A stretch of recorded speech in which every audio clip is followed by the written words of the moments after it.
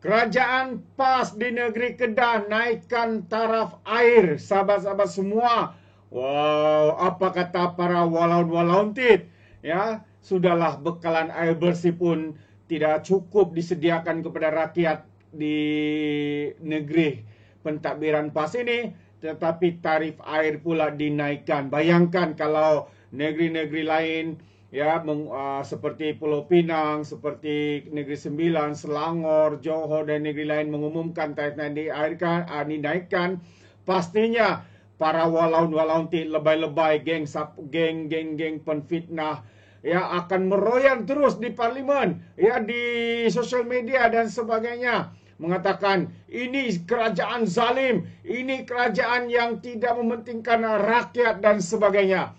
Adakah ini juga membawa maksud bahwa kerajaan PAS di negeri Kedah ini adalah kerajaan yang zalim dengan menaikkan taraf air walaupun bekalan air bersih tidak dapat diselesaikan dengan baiknya, sehingga beberapa kali Akmal Saleh ya datang ke Kedah untuk meninjau ya pembinaan pusat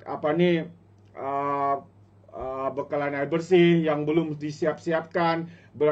Sebelum ini Sanusi berjanji akan siap 2023, sudah lepas 2 tahun belum siap-siap lagi. Lalu janji manisnya tahun 2026.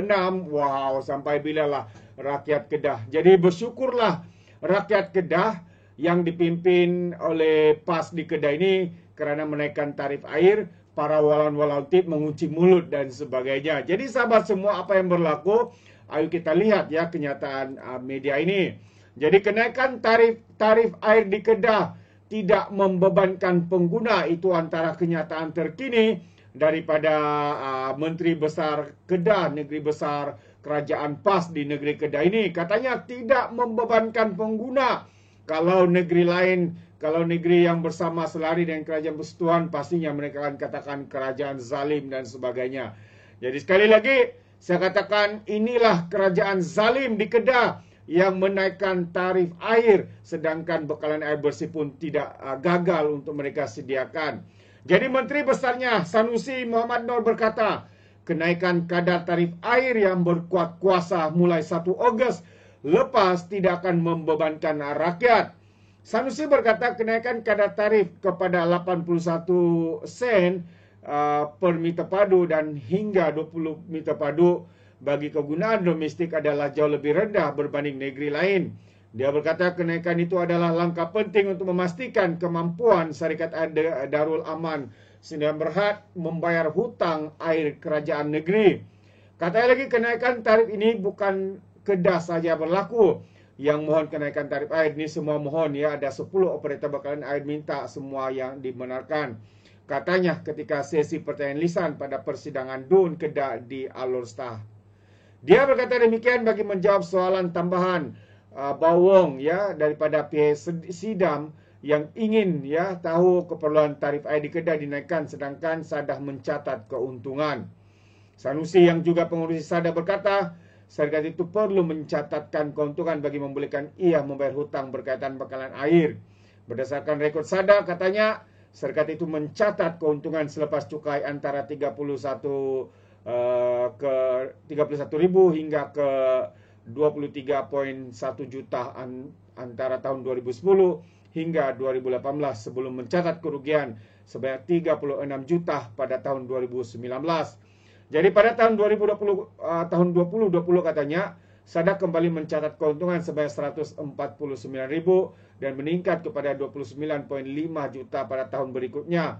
Dan itu antara kenyataan lah daripada Sanusi. Tahun 2024 diunjurkan mencatat keuntungan sebanyak 80 juta pada tahun ini katanya.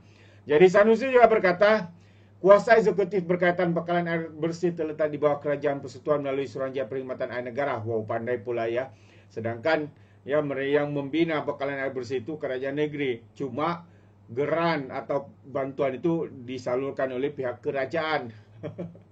Jadi SPEN dikeluarkan lesen, semua pelan perniagaan operator air dikawal oleh SPEN katanya. Kalau SPEN mendapati pelan perniagaan, bil cas dan pendapatan tidak mampu untuk tampung bayaran hutang, maka SPEN boleh ambil alih dengan kuasa eksekutif tadi katanya. Jadi inilah ya Sanusi yang kita kenal, tidak akan mengaku salah, malah apa yang dia buat dia akan menyalahkan siapa sahaja, termasuklah kerajaan persekutuan. Sedangkan kegagalan sebagai menteri besar menyediakan bekalan air bersih di kedai ini gagal dilakukan oleh menteri besar daripada parti PAS ini. Dan seperti yang saya katakan, masalah air di kedai ini sangat kronik. Itu bukan kenyataan saya, tapi itu kenyataan daripada Akmal Nasir, Timbalan Menteri. Kenapa Akmal Nasir menyatakan masalah air di kedai ini masalah yang begitu hebat, masalah kronik dan sebagainya. Jadi ayo kita lihat kenyataan media ini. Timbalan Menteri Pembangunan Kerajaan Tempatan Akmal Nasrullah, bukan Akmal Saleh ya, maafkan saya. Kalau ada yang saya katakan Akmal Saleh, bukan Akmal Saleh. Ini adalah mutak Akmal Saleh saja. Sampai sekarang saya kira mau pasang bendera di belakang saya ni, tapi tidak berani dipasang. Nanti takut terbalik ke apa? Tidak pasal-pasal Akmal Saleh ini berhimpun di depan rumah saya, sahabat semua. Alright, kembali Akmal Nasrullah ya, Akmal ataupun lebih dikenal sebagai Akmal Nasir menegaskan bahawa masalah bekalan air bersih di Kedah adalah tahap yang kronik. Menurutnya masalah itu berpunca daripada isu pengurusan air tidak terhasil yang tinggi serta kapasiti loji rawatan air LRA pun tidak mencukupi. Tambahnya lagi, masalah projek naik taraf LRA di Bukit Selambau sepatutnya siap tahun 2023 tapi tidak siap sehingga hari ini. Dan kini menjadi projek sakit dan keadaannya pada tahun 2024, katanya sambil berkongsi video di laman X account resminya. Rakaman video semasa tinjauan beliau di lokasi projek naik taraf LRA Bukit Selambau mendapati kerja-kerja tanah masih dilakukan.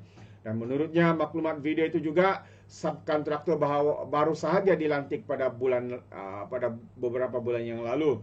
Ini tahun 2024 punya berita ya. Projek yang sudah diberi lanjutan tempo masa itu sepatutnya siap pada Jun 2024. Tapi apa yang berlaku? Janji tinggal janji.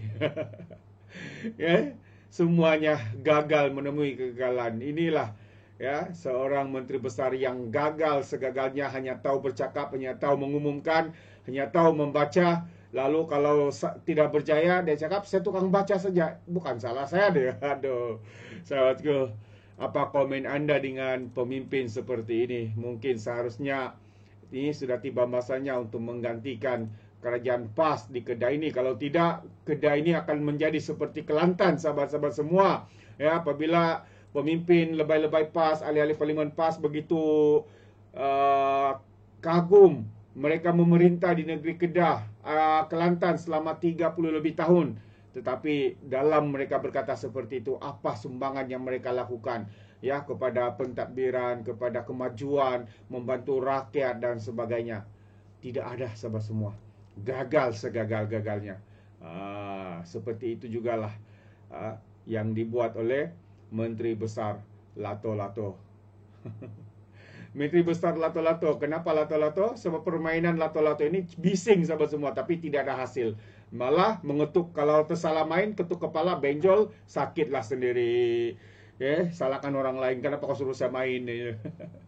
Alright, jadi apa pandangan Anda? Sekali lagi Anda boleh berikan komen ya di dalam pandangan Anda dalam ruangan komen. Jadi terima kasih, izinkan saya untuk mengundurkan diri. Dan seperti biasa, peribahasa mengatakan, tapapun kangkap 2 ton keinginan. Dalam bahasa Melayunya, tepuk dada, tanya selera. Sekian daripada Alright Nampak Channel. Saya kita berjumpa lagi. Bye-bye.